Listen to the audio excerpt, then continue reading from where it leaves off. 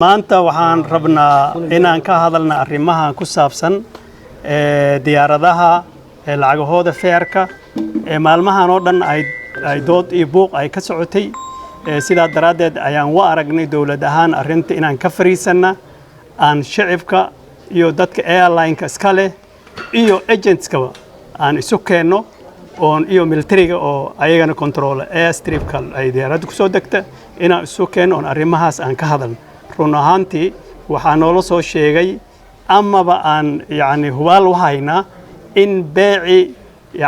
beec macquul aan ahayn uu yahay laga hadlayo 26,000 meelaha qaarkood 30,000 laga hadlayo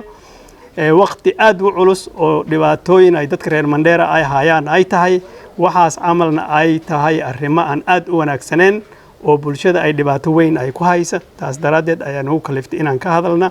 waxaan talo la samaysanay governaga iyo militariga iyo agentska qaarkood iyo mataqaana shacabka dad kamid ah iyo dawladda national kaba waxaan isla garanay in arrintan arrin socon karta ay ahayn oo dadka agentska iyo waliba airline-ka uu ku socdo fariintan ay arrintaas ka fiirsadaan ka fariistaan ka doodaan ay ku soo celiyaan lacagtii airfare meeshii hore ay ahayd El Nino ka hor inay ku soo celiyaan oo arrintaas si nidaamsan ay u soo celiyaan buuqan iyo dhibaatooyinkan dadka haystana aan laga faa'iideysanin saas ayaan meeshan iskugu imaadnay waxaan sameynay anigoo meesha aydaheed ka duulayno committee arrimahan gudagali doonto oo ka kooban 11 qof oo kala qayb ah ay ku jirto militariga ay ku jirto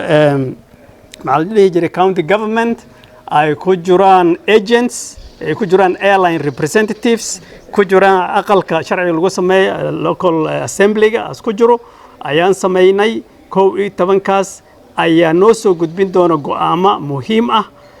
aan ka doonayn airline-ka khaas ahaan iyo agentska inay ku tilaab qaadaan oo ku dhaqmaan ay dhaqangeliyaan go'aamaha ka soo bixi doono birito insha Allah meesha ayada waxaan haddana eed ahaan aan u diraynaa walaalehen kuwa airline-ka iska leh iyo agentskaba in arrimo noocaas si fudud oo degdeg ay ugu tilaab qaadin sida ay hadda u sameeyeen oo bulshadana laga faa'iideysanin waqtigan El Nino la joogana loo gacan la laaday loo garab la laaday garabna loo noqdo waqti dad lacag intaas leeg laga qaadi lahaay lama joogo dawladana ma fiirsanaysa run ahaantii in arrimahaas camal lagu tilaab qaado nooma ogolaanaysa maadaama aan mas'uul ka nahay shacabka reer Mandera in aan arrimahaas aan ku fiirsana ayagoo si xun oo khaldan loo isticmaalayo markan saa daraadeed waxaan fursad siinaynaa labadaas group airline-ka iyo agentskaba annagoo sameeyay guddi arrintaas gudigalayso in mar labaad ay arrintan dib ugu noqdaan oo dhaqaalaha ama price-ka meeshaas looga tiragalay mase beeca